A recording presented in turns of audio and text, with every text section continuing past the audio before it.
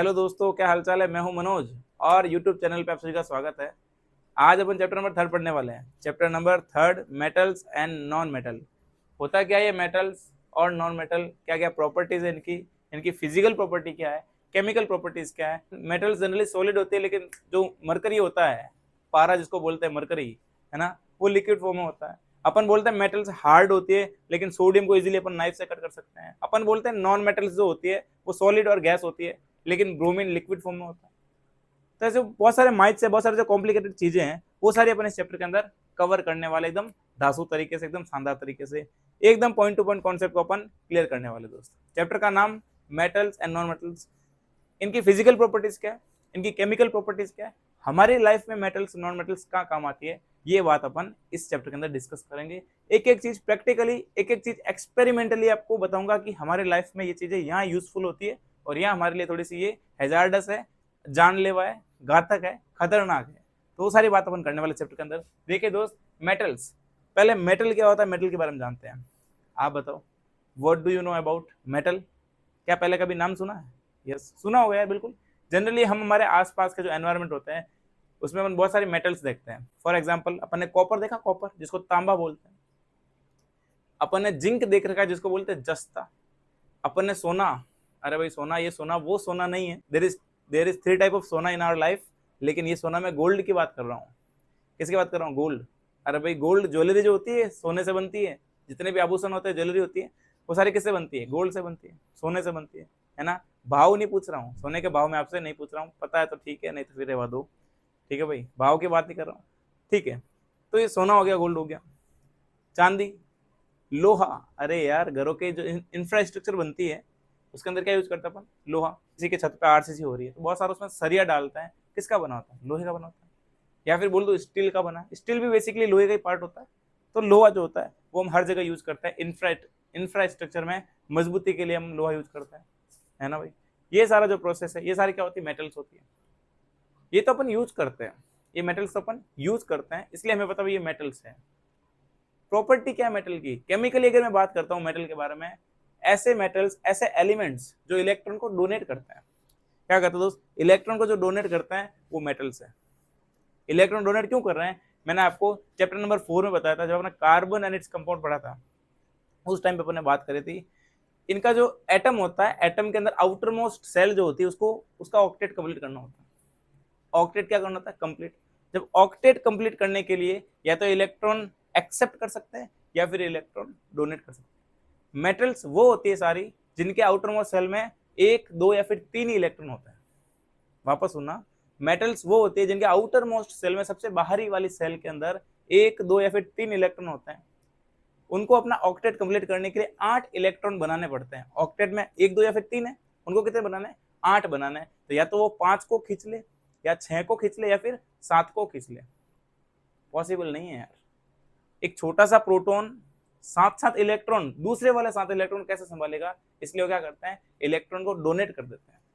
अगर आपको ये पूरा कॉन्सेप्ट और डिटेल में समझना है, आप चैप्टर नंबर 4 पे जंप करिए, कार्बन एंड इट्स कंपाउंड का पार्ट फर्स्ट, वहां आपको पूरा डिटेल में पढ़ा रखा है। कंप्लीट क्यों इलेक्ट्रॉन डोनेट करते हैं, क्यों इलेक्ट्रॉन एक्सेप्ट करते हैं, और ऑक्टेट क्यों कंप्लीट होता है, ये बात अपने वहां जानी है। चलिए इसी में अपन फर्दर बात करते हैं। इलेक्ट्रॉन को डोनेट कर देगा, क्यों? उसको अपना ऑक्टेट कंप्लीट करना है। ऑक्टेट कंप्लीट करने के लिए इलेक्ट्रॉन डोनेट करता है। ऐसा एलिमेंट जो इलेक्ट्रॉन को डोनेट करता है, इलेक्ट्रॉन डोनेशन की पावर रखता है, इलेक्ट्रॉन डोनेटिंग टेंडेंसी रखता है, which is known as metals. क्या बोलते हैं उसको? मेटल बोलेंगे। एग्जाम्पल बताओ मेटल के। एग्जाम्पल बहुत सारे हैं, सो मेनी एग्जाम्पल्स। एग्जाम्पल देखिए, आयरन, लोहा, copper, sodium, magnesium, aluminium, potassium, silver, gold, zinc, mercury. अपने कुछ एग्जांपल्स लिए, बहुत सारे एग्जांपल्स है मेटल के, भयंकर एग्जांपल्स है इस दुनिया के अंदर। अपने कुछ एग्जांपल्स लिए, जैसे देखो भाई, आयरन हो गया, कॉपर हो गया, सोडियम, मैग्नीशियम, एल्यूमिनियम भी होता है, लिख देता हूं मैं साइड में। Aluminium, magnesium, aluminium, potassium, silver, gold, mercury, है ना। बहुत सारे एग्जांपल्स मेटल के हैं। याद रखना है, मेटल का मतलब जो इलेक्ट्रॉन डोनेटिंग पावर रखते हैं, बस वो सारी मेटल्स है। ठीक है, आगे बात करते हैं नॉन मेटल। मैं डेफिनेशन बता रहा हूँ नॉन मेटल की। जैसा अभी मैंने पढ़ा था, इलेक्ट्रॉन डोनेट करने वाले मेटल है, तो इलेक्ट्रॉन किसी को तो डोनेट करेगा, कोई तो इलेक्ट्रॉन लेने वाला होगा। वो जो इलेक्ट्रॉन लेने वाला होता है, इलेक्ट्रॉन एक्सेप्ट करने वाला, दैट इज नॉन मेटल। उसी को अपन क्या बोलते हैं, नॉन मेटल। नॉन मेटल के आउटर मोस्ट सेल के अंदर 5, 6, 7 इलेक्ट्रॉन होंगे।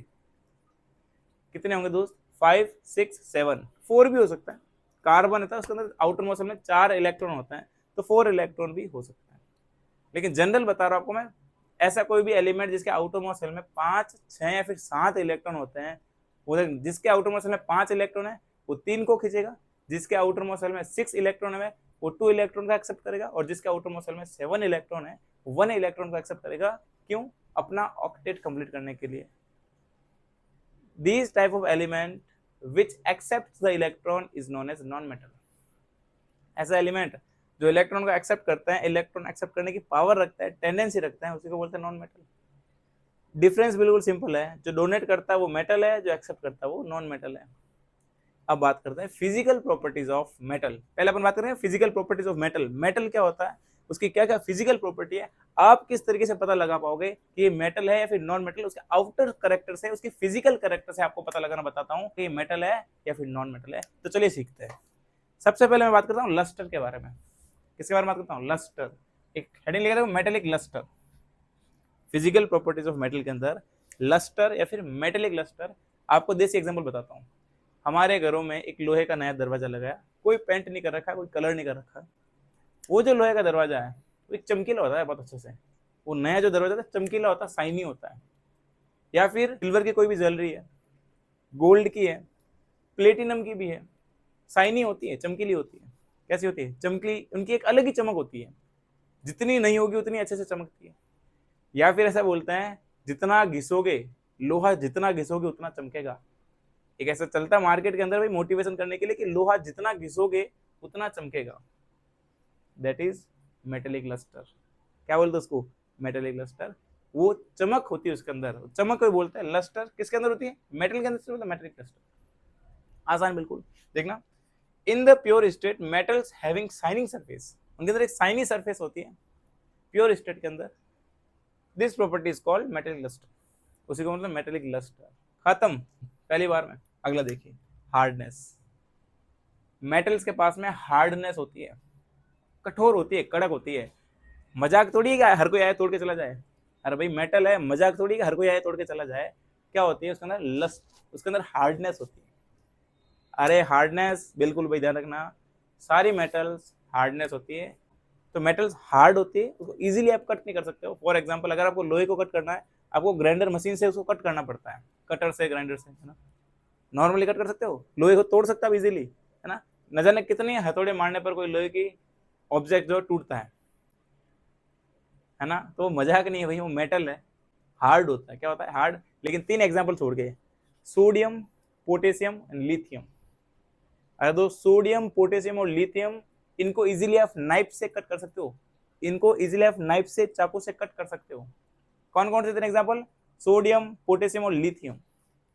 अरे याद रहेगा यार। देखना, मैं तो बस बताता हूँ मैं आपको।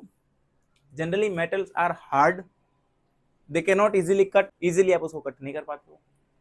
लेकिन सोडियम, पोटेशियम और लिथियम को आपके हाथ में सोडियम का कोई पीस है, आप उसको नाइफ से कट करोगे, कट हो जाएगा। मैं आपको बता रहा हूँ दोस्त, सोडियम कट हो जाता है इजीली, आप हाथ से भी तोड़ सकते हो उसको। अगर आप थोड़ा सा प्रेशराइज करके उसको तोड़ोगे तो हाथ से भी टूट जाएगा वो। ये होता है सोडियम। तो ये आप जरूर से ध्यान रखें, एग्जाम में पूछने वाला सवाल बनता है कुछ जो मैंने हर जगह। देखना, मैं आपको एक बात बताता हूँ, जगह मैंने ऐसा कुछ रेड कलर से बट लिखा हुआ है, देखो ये, देखो ये बट, जहां पर भी ये लिखा है वहां से सवाल बनने के चांसेस भयंकर तरीके से। ध्यान रखो। देखो, मैं बट के बाद वाला पॉइंट तो वेरी इंपॉर्टेंट। अगला देखिए, मेलिएबिलिटी। बढ़िया पॉइंट है यार, शानदार पॉइंट है मेलिएबिलिटी। मेलिएबिलिटी का मतलब होता है किसी को पीट पीट के चादर बना देना। अरे यार, हमारे पास में मान लो लोहे का एक क्यूब है हमारे पास में, उस लोहे को क्यूब को मैं पिघाल करके, पीट करके, थोड़ा सा पिघाल के, उसको मार मार के, हथौड़ा मार मार के उसको मैं फैला सकता हूँ। या फिर मेरे पास में ऐसा देखो, एक गोल्ड का बिस्किट है, सोने का बिस्किट, 40 ग्राम, 50 ग्राम, कुछ भी हो सकता है मान लो। अब क्या कर रहा हूँ, उसको मार मार के मैं पतली चादर में कन्वर्ट कर सकता हूँ। यस, बिल्कुल कर सकता हूँ। उसी प्रॉपर्टी को बोलते हैं मेलिएबिलिटी। अरे यही तो रीजन है भाई कि चांदी से, सोने से ज्वेलरी बना सकते हैं, पतली चादर के फॉर्मेट में, पतली थिन शीट के फॉर्मेट उसको कन्वर्ट कर सकते हैं। इस प्रॉपर्टी को बोलते हैं मेलिएबिलिटी। और सोने में मेलिएबिलिटी हाईएस्ट होती है, गोल्ड के अंदर मेलिएबिलिटी हाईएस्ट होती है। देखना, metals can be beaten into a thin sheet, है ना, मार के आप उसको थिन शीट में कन्वर्ट कर सकते हो। This property is called malleability. फिर देखना इंपॉर्टेंट पॉइंट स्टार लगाकर, gold is most malleable metal. Gold के अंदर मेलेबिलिटी की पावर बहुत ज्यादा होती है। 1 ग्राम सोने को आप 2 किलोमीटर तक फैला सकते हो, लंबा कर सकते हो, पतला तार बना सकते हो 2 किलोमीटर तक। कितना? 1 ग्राम सोने को आप 2 किलोमीटर तक लंबा कर सकते हो। अब बताओ, अच्छा है ना भाई मेटल्स? अब बताओ कितनी शानदार प्रॉपर्टी है मेलेबिलिटी, एकदम शानदार तरीके से, है ना। एक इसी के साथ होता है डक्टिलिटी। एक होता है मेलेबिलिटी, एक होता है डक्टिलिटी। डक्टिलिटी मतलब किसी को तान सकते हो, पावर ही मेटल के अंदर प्रेजेंट होती है। नेक्स्ट देखिए solid. Generally metals are solid. Solid देखना, हार्डनेस अलग है और सॉलिड अलग है। हार्डनेस का मतलब तो कड़क है, आप इजीली तोड़ नहीं पा रहे हो। सॉलिड का मतलब स्टेट को बता रहा है कि वो लिक्विड में है, गैस में, या फिर सॉलिड फॉर्म में, वो बता रहा है आपको। तो दोनों में डिफरेंस है ब्रो, कभी एक साइन मत करना ना। हार्डनेस और सॉलिड थोड़ा अलग अलग है ना। अब देखो metals are generally solid, metals are present in solid form. लेकिन एक एग्जांपल है यहाँ पे, मरकरी। मरकरी अगर मैंने नोटिस किया हो, पारा जिसको बोलते हैं पारा, मरकरी Hg से डिनोट करते हैं, Hg मरकरी, ये लिक्विड फॉर्म में होता है रूम टेम्परेचर पे। मरकरी रूम टेम्परेचर पे लिक्विड फॉर्म में होता है, मेटल है मरकरी। क्या है दोस्त? मरकरी एक मेटल है, तो रूम टेम्परेचर पे लिक्विड फॉर्म में होता है। वो जो था थर्मामीटर, जिसे आप टेम्परेचर मेजर करते हो, थर्मामीटर, उस थर्मामीटर में क्या भरा होता है? मरकरी भरी होती है। ये मरकरी, मरकरी को Hg से डिनोट करते हैं। किससे? Hg का नाम हाइड्रोजेनियम होता है। क्या नाम होता है? हाइड्रोजेनियम। तो मरकरी लिखते हैं, फिर हिंदी में इसको पारा बोलते हैं भाई।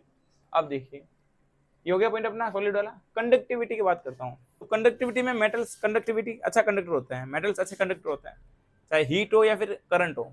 Metals are good conductor of heat and current. Heat के भी कंडक्टर होते हैं और करंट के भी कंडक्टर होता है। फॉर एग्जाम्पल मेरे पास में ये स्केल है, मेटल की बनी हुई स्केल, स्केल मेटल की बनी हुई, ठीक है।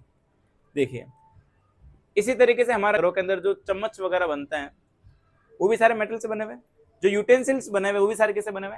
मेटल से बने हुए, ठीक है। आपने कभी नोटिस किया होगा हमारे घरों के अंदर जो यूटेंसिल्स होते हैं, खाना बनाने वाले बर्तन, और जो बर्तन जैसे कढ़ाई वगैरह हो गई, वो बर्तन सारे क्या होते हैं? बर्तन नीचे से कॉपर के बने हुए होते हैं।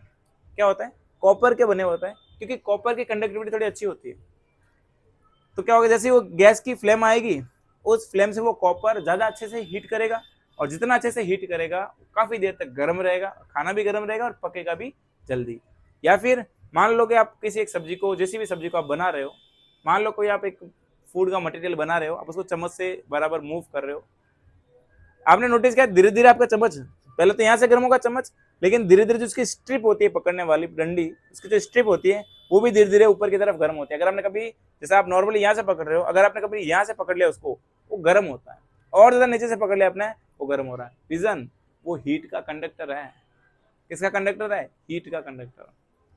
और करंट का भी कंडक्टर होता है। करंट का कंडक्टर कैसे? अगर बाई चांस मान लो यहाँ से आपका कोई पॉइंट किसी शॉर्ट सर्किट वाले तार पे जुड़ गया, या फिर कोई ऐसा तार जहाँ कट लगा वहां आपका अगर वो पार्ट जुड़ गया, तो क्या वहां से करंट यहाँ तक नहीं पहुंचेगा? पहुंचेगा यार, हमें भी झटके साथ साथ ही लगेंगे, है ना। तो वो जो सारा प्रोसेस होता है क्या है? कंडक्टिविटी अच्छी है। Metals are good conductor of heat and current. Heat के भी कंडक्टर है, करंट के भी कंडक्टर है। सबसे अच्छी कंडक्टिविटी की बात करता हूँ, सिल्वर। सिल्वर बहुत अच्छा कंडक्टर होता है, then copper, then aluminium, then iron. Order जरूर याद रखना, सबसे अच्छा कंडक्टर कौन है? Silver, then copper, then aluminium, then iron. ये प्रोसीजर होता है भाई इसका, आसान एकदम। आगे देखो सोनोरस। अरे देखो भाई आगे सोनोरस। सोनोरस का मतलब होता है the metals that produce sound on striking a hard surface. Metals को जब किसी हार्ड सरफेस पे मारते हैं, या फिर मेटल का कोई बड़ा मटेरियल उसको किसी किसी दूसरी चीज से उसको जब मारेंगे, पीटेंगे, उसको साउंड प्रोड्यूस होती है। फॉर एग्जाम्पल हमारे लोहे के दरवाजे को जब मारते हैं, साउंड प्रोड्यूस कर रहा है। मेरे पास में स्केल है, जैसे मैं इसको मार रहा हूँ, साउंड प्रोड्यूस कर रहा है, क्योंकि ये मेटल से बना हुआ है। मेटल की बहुत अच्छी प्रॉपर्टी होती है, इसको बोलते हैं सोनोरस। क्या बोलते हैं दोस्त? सोनोरस। देखिए दिस इज कॉल्ड सोनोरस। जैसे स्कूल की बेल, जो एक एनसीईआरटी लिखा, जैसे स्कूल्स की बेल होती है भाई, एनसीईआरटी ने बताया कि मेटल्स के अंदर सोनोरस की पावर होती है, सोनोरस की प्रॉपर्टी होती है। तो जो स्कूल्स की बेल होती है वो लोहे की बनी होती है, मेटल की बनी होती है। लंच का टाइम या फिर पीरियड चेंज करना होता है, तो लोहे की बेल पर एक हथौड़े से या फिर किसी और दूसरे इंस्ट्रूमेंट से उसको मारते हैं, और जैसे उसको मारते हैं वहां से साउंड प्रोड्यूस होती है। ये सारा वहां से साउंड प्रोड्यूस होती है, इसी को बोलते हैं सोनोरस। एकदम क्लियर। अब आप मेटल के बारे में सारी बात बता सकते हो, मेटल क्या है कंप्लीट क्लियर कर सकते हो। अब बात करते हैं आगे, देखें आगे करते हैं physical properties of non metal. अपने मेटल की सारी फिजिकल प्रॉपर्टी देख ली, आगे बात करता हूँ नॉन मेटल की फिजिकल प्रॉपर्टीज। तो देखिए दोस्त, पहले बात करता हूँ हार्डनेस। तो non metals are either solid और गैस। नॉन मेटल सॉलिड भी हो सकती है और गैस भी हो सकती है, लेकिन एक है जो लिक्विड फॉर्म में भी आएगा, वो कौन है? ब्रोमीन। कौन है दोस्त? ब्रोमीन। याद रखना, मेटल्स में लिक्विड फॉर्म में मरकरी होता है, नॉन मेटल्स में लिक्विड फॉर्म में ब्रोमीन होता है। Non metals have not shiny surface. Non metals के पास में शाइनी सरफेस नहीं होती है, but iodine is a lustre. Iodine के पास में लस्टर वाली पावर होती है। नॉन मेटल्स शाइनी सरफेस वाली नहीं होती है, लेकिन आयोडीन के पास में चमक वाली प्रॉपर्टीज होती है, चमक वाली पावर होती है, तो इसलिए आयोडीन चमकता रहता है। ये प्रोसीजर हो गया, तो इसका भी एक एक्सेप्शन आ गया। ये सारे एक्सेप्शन है भाई, ठीक है, याद रखना आप लोग।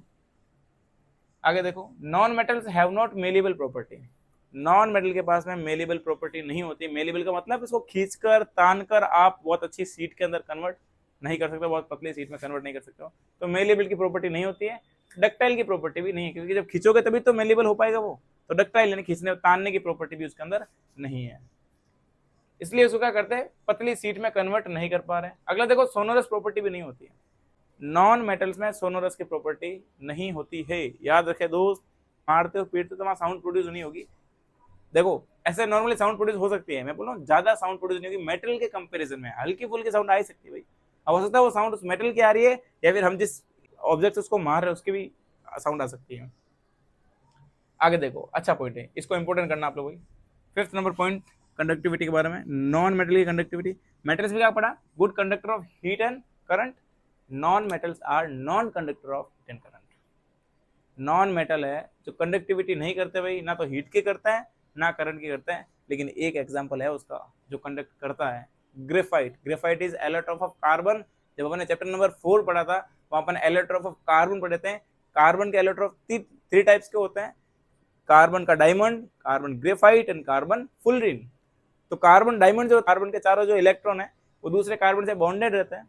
ग्रेफाइट में एक कार्बन के इलेक्ट्रॉन, 4 में से 3 इलेक्ट्रॉन बॉन्डेड रहते हैं, एक इलेक्ट्रॉन फ्री स्टेट में रहता है। और जो एक इलेक्ट्रॉन फ्री स्टेट में है वो इलेक्ट्रॉन जब प्रेजेंट है तो चार्ज प्रेजेंट है, जब चार्ज प्रेजेंट है तो करंट इजीली फ्लो वहां से हो सकती है। तो graphite is conductor of electricity, ध्यान रखना। तो graphite is conductor of electricity and heat, it is non metal. Graphite एक नॉन मेटल है जो कार्बन का एलोट्रोप है, फिर भी कंडक्टिविटी को शो करता है, हीट की कंडक्टिविटी को शो करता है और करंट की कंडक्टिविटी को भी शो करता है। ग्रेफाइट, याद रखना नाम, ये लिखा अपने पॉइंट। क्लियर कहानी?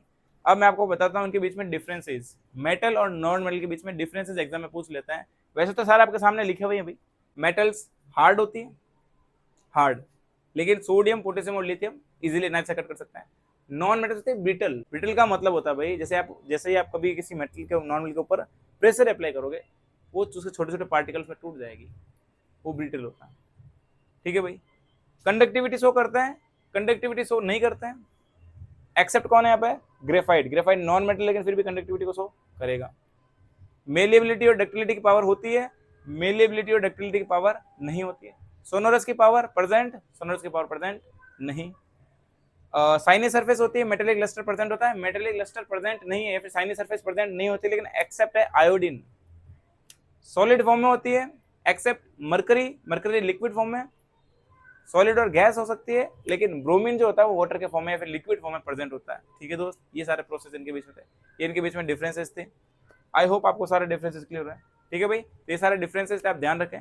तो आगे अपन बात करते हैं इनके बारे में। अपन ने ये सारी फिजिकल प्रॉपर्टीज पढ़ ली है, अब अपन बात करते हैं केमिकल प्रॉपर्टीज के बारे में, वो कैसे होती है। चलिए दोस्तों, फिर आगे अपन बात करते हैं केमिकल प्रॉपर्टीज के बारे में। केमिकल प्रॉपर्टीज ऑफ मेटल, किस तरीके से मेटल्स रिएक्शन करती हैं। तो फर्स्ट बात मैं करूंगा reaction of metal with air. हमारी मेटल्स जो है वो एयर के साथ में कैसे रिएक्शन करती है। तो जितनी भी मेटल्स होती है वो एयर के साथ में रिएक्शन करके मेटल ऑक्साइड बना देती है। क्या बनाती है? Metal oxide.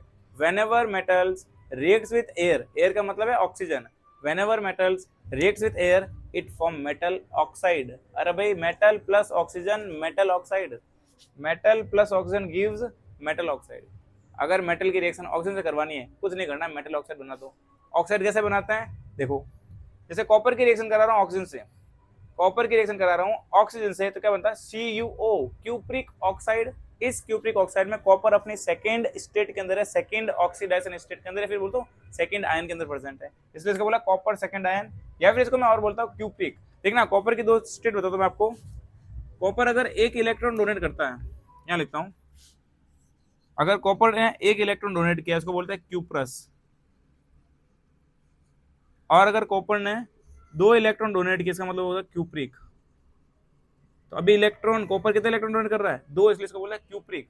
क्योंकि देखो कॉपर +2 में और ऑक्सीजन -2 में, तो ये क्या बनाते हैं CuO, क्या बोलते हैं कॉपर सेकेंड आयन या फिर क्यूप्रिक ऑक्साइड। क्लियर? अरे यार अगर मेटल की रिएक्शन ऑक्सीजन से करवानी है या फिर एयर से करवानी है, मेटल ऑक्साइड बना दो। एक पॉइंट लेकर देखना, when copper heated in air, अगर आप कॉपर को एयर में हीट करते हो, ऑक्सीजन के साथ में हीट करते हो, गर्म करते हो, ब्लैक कलर का ऑक्साइड बनता है, उसी को बोलते हैं cupric oxide. Then it form CuO, CO मतलब cupric oxide which is black oxide. कैसा ऑक्साइड है? ब्लैक ऑक्साइड, कि वो काले कलर का हो जाएगा, इसलिए इसको बोलते हैं ब्लैक ऑक्साइड। अरे आसान, एकदम क्लियर सारी कहानी। एक एग्जांपल और लिखा देखो, अगर आप एल्यूमिनियम की रिएक्शन ऑक्सीजन से करवा रहे हो या फिर एल्यूमिनियम की रिएक्शन आप एयर से करवा रहे हो, क्या बनेगा aluminium oxide Al2O3। Aluminium oxide का फॉर्मूला क्या होता है Al2O3। ये कुछ फॉर्मूले आपको ध्यान होने चाहिए, जैसे एल्यूमिनियम ऑक्साइड बोलते ही एल्यूमिनियम ऑक्साइड बोलते हैं, आपको दिमाग में आना चाहिए Al2O3 होता है।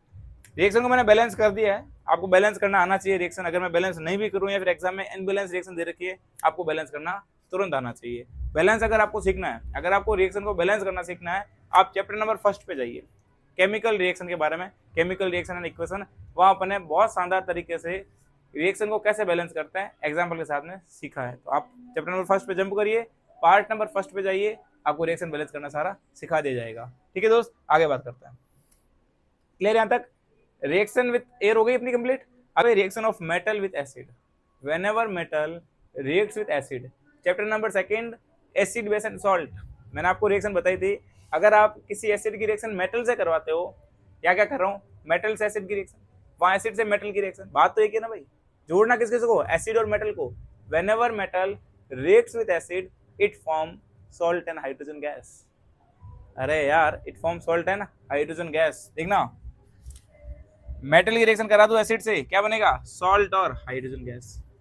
एसिड तो आपको पता ही है, अरे HCl hydrochloric acid, H2SO4 sulphuric acid, HNO3 nitric acid.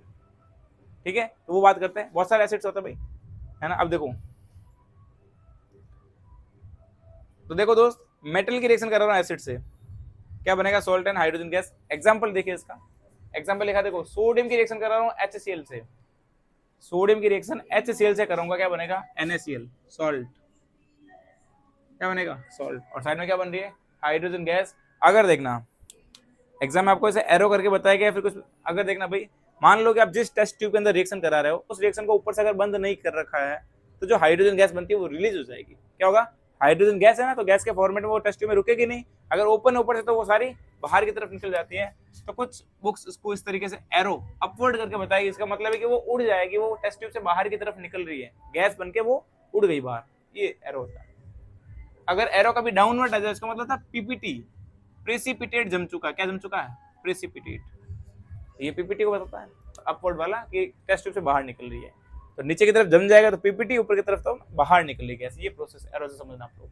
आगे देखिए, अगर आप जिंक की रिएक्शन H2SO4 से कराते हैं, ये भी रिएक्शन मैंने चैप्टर नंबर 1 के अंदर, चैप्टर नंबर 2 दोनों के अंदर बता रखी है। देखना, जैसे अगर आपको याद आ रहा तो मैंने एक ऐसा फ्लास्क बनाया था, उस फ्लास्क के अंदर मैंने क्या भरा था H2SO4, और ऊपर से मैंने जिंक के पार्टिकल्स डाले थे। क्या डालते हैं जिंक के पार्टिकल्स, तो जिंक के पार्टिकल H2SO4 से रिएक्शन करते हैं, तो हाइड्रोजन क्या करते हैं वो रिप्लेस कर देते हैं, फिर डिस्प्लेस करते हैं, रिएक्शन बोलते हैं डिस्प्लेसमेंट रिएक्शन।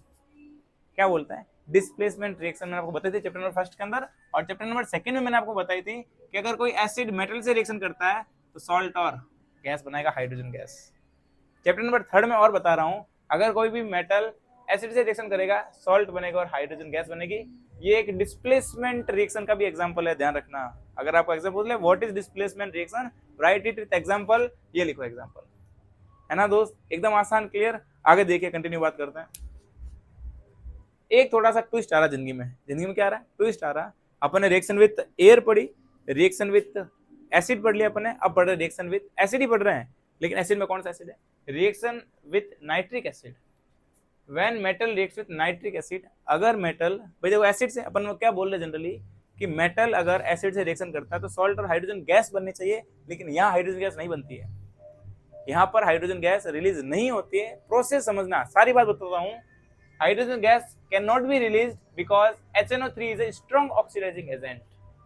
HNO3 एक एसिड है, नाइट्रिक एसिड नाम होता है उसका, क्या नाम होता है, नाइट्रिक एसिड।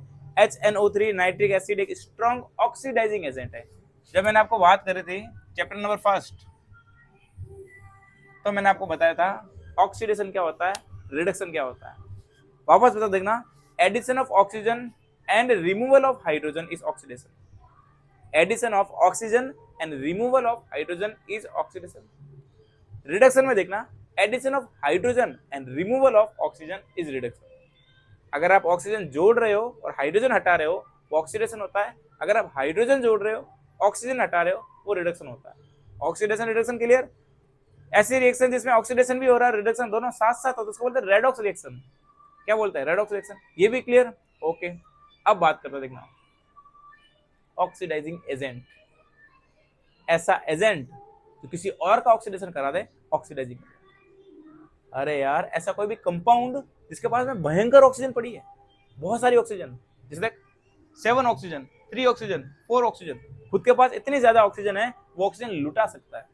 और जब ऑक्सीजन लुटाएगा तो कोई उसको लेने के लिए आएगा, और जो ऑक्सीजन लेने आ रहा है ऑक्सीजन को ऐड कर रहा है खुद के अंदर, ऑक्सीजन को ग्रहण कर रहा है, एक्सेप्ट कर रहा है, ले रहा है, क्या हो जाएगा उसका, ऑक्सीडेशन। ऐसा कंपाउंड जो ऑक्सीजन लुटा सकता है, जो ऑक्सीजन किसी को दे सकता है, और जो लेगा उसका क्या हो रहा है, ऑक्सीडेशन हो रहा है। और जिसने ऑक्सीजन रिमूव की, मैंने बोला ना, देखना ऑक्सीडेशन में एडिशन ऑफ ऑक्सीजन और रिडक्शन में रिमूवल ऑफ ऑक्सीजन। तो ये रिमूव कर रहा है खुद में से, खुद का हो रहा है रिडक्शन, सामने वाले का ऑक्सीडेशन। ऐसे एजेंट को बोलते हैं ऑक्सीडाइजिंग एजेंट। अरे यार क्या बोलेंगे, ऑक्सीडाइजिंग एजेंट। बिल्कुल क्लियर। देखो मैंने डेफिनेशन लिख दी पहले था, द कंपाउंड, देखिए भाई, the compound which can oxidise other compound, ऐसा कंपाउंड जो दूसरे कंपाउंड को ऑक्सीडाइज कर सकता है, एंड रिड्यूस्ड इटसेल्फ, खुद की सेल्फ को रिड्यूस कर देगा, रिडक्शन करा देगा खुद का, उसी को बोलता हूं मैं ऑक्सीडाइजिंग एजेंट। एग्जांपल याद रखना, नाइट्रिक एसिड, पोटेशियम पर मैग्नेट, पोटेशियम डाइक्रोमेट। ये नाइट्रिक एसिड है, ये पोटेशियम पर मैग्नेट, ये पोटेशियम डाइक्रोमेट। याद रखिए दोस्त, एग्जाम में सवाल पूछ ले ऑक्सीडाइजिंग एजेंट क्या है तो बता सकते हो, है ना, जो खुद का रिडक्शन करा रहा है। ऐसा आप तो ऐसे याद रखो भाई, ऑक्सीडाइजिंग नाम सुनते ही किसी और का ऑक्सीडेशन करा रहा है, खुद का रिडक्शन, बस।